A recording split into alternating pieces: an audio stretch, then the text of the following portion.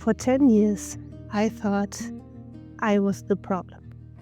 I tried 3 different paths, all of them ended the same way, with me having a breakdown and thinking I wasn't trying hard enough, until I eventually figured out where I was going wrong. Let me show you what I mean.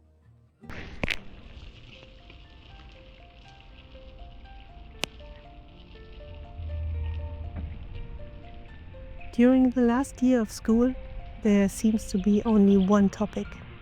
What will you do afterwards? Every student and every adult is just working towards that one question. Everyone is busy making plans, applying to universities, planning work and travel in Australia, deciding on their job path and finding their purpose in life. Everyone is excited to start living on their own terms and to follow their dreams. And I was the same way. Since I was a kid, I wanted to be a marine biologist. And after school, I was eager to leave my super boring small village surrounded by forests and fields behind to finally live near the ocean. So I packed my bags, I moved 100 kilometers away to start my dream, to study environmental science and oceanography. I was already envisioning myself living in a foreign country as part of a research team. I was so excited to finally do something cool with my life. But when I got there, nothing worked out the way I thought it would. I suddenly lived in a shared flat with 5 other people. I knew no one at university and I didn't know the city. There was so much to learn already and the university courses hadn't even started. At the end of the first day, I was sitting on my bed crying, praying that my flatmates wouldn't hear me. And then the university courses started. New people in every course, new professors, new buildings. It felt impossible to even find the lecture hall. At this point, I was just hoping to recognize one of the other students so I could follow them to the right room. And on top of that, there was so much new information. I had math and physics and chemistry, and all of the courses seemed to pick up at a point that I didn't even reach in school.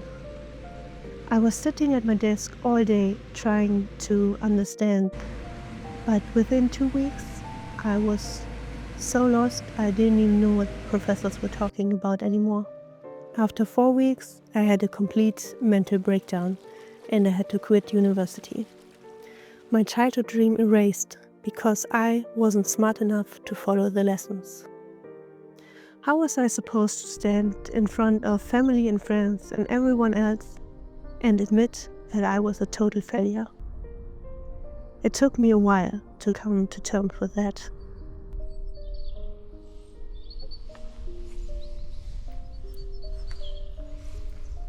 But eventually, I got back up. After all, math, chemistry and physics had never been my strong suit. What had I been thinking? Of course I failed, because I made a stupid decision. If I just picked the right field, I would succeed. So, I tried again. Everybody had always told me how well I can write. If I couldn't be a researcher, at least I could write about the things they found out. I was gonna be a journalist and write about marine topics. I picked the university, I moved to a new city, and I tried again. This time, I stuck with my path for 3 years.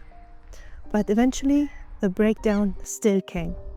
And again, I had to face family and friends and tell them that I had failed. And people were starting to get worried. How will 2 failures look on your resume? Who is going to hire you now? You finally need to finish something.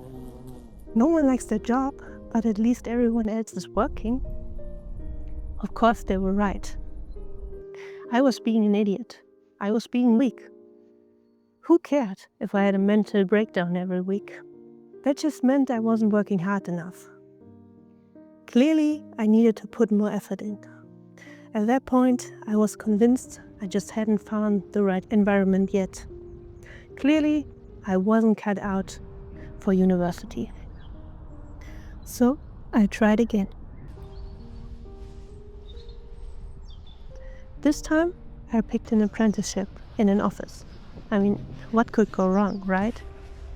Same city, same building, same people every day, and clear instructions on what I actually have to do.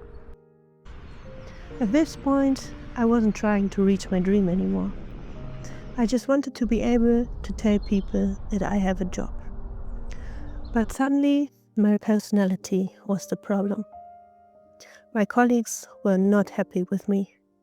They said, I'm too quiet, I don't talk enough. They wanted me to come out of my shell. I've always been an introvert, always shy and quiet. People never seemed happy about it, but now it felt like another thing I needed to fix. And again, I was completely overwhelmed.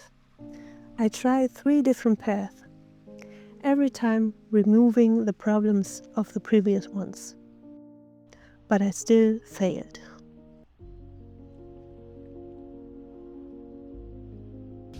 Looking back, the pattern becomes painfully obvious. But at the time, I just didn't see it.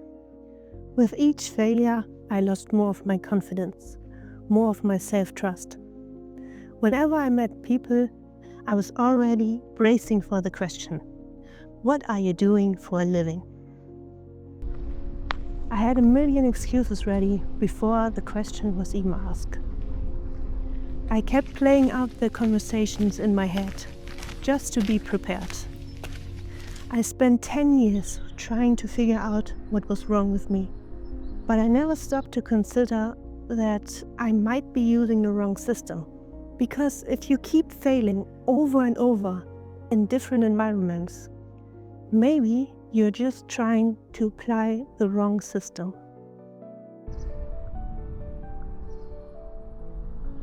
Those 10 years fighting my own personality changed me. I gave up all my dreams. I started looking at every social interaction with fear, and I didn't trust that I could achieve anything of value anymore. But once I stopped looking at all of my attempts as failures, and instead used them as clues on how my nervous system works, I gained a new understanding of the world. I do have a new appreciation for the boring parts of life. I realize looking fine on the outside says nothing about how you feel on the inside. And just because society takes one path, that doesn't mean it's also the right path for you. You might need to take a different path, but you can still reach a meaningful destination. Because trying to live against yourself comes with a cost. A cost I didn't even understand at the time. And one that took me years to undo. I'll talk about that in the next video.